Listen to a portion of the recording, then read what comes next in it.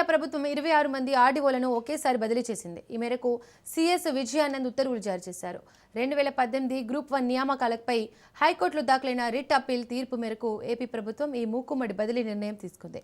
తదుపరి పోస్టింగ్ల కోసం వీరందరినీ జీఏడీలో రిపోర్ట్ చేయాలని సీఎస్ ఆదేశించారు. మరోవైపు 2018 గ్రూప్ 1 పరీక్షల్లో అవకతవకలు జరిగాయని, ఆ కేసు విచారణ పూర్తయ్యే వరకు ఎన్నికైన అధికారులందరినీ అప్రధాన్య పోస్టులో పెట్టాలని హైకోర్టు డివిజన్ బెంచ్ సంచలన ఆదేశం ఇచ్చింది.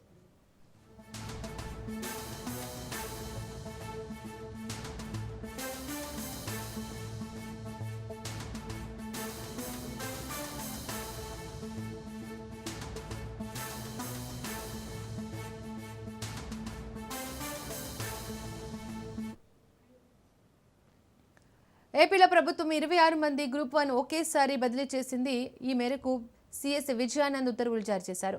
2018 గ్రూప్ 1 నియామకాలపై హైకోర్టులో దాఖలైన రిట్ అప్పీల్ తీర్పు మేరకు ఏపీ ప్రభుత్వం ఈ మూకుమ్మడి బదిలీ నిర్ణయం తీసుకుంది.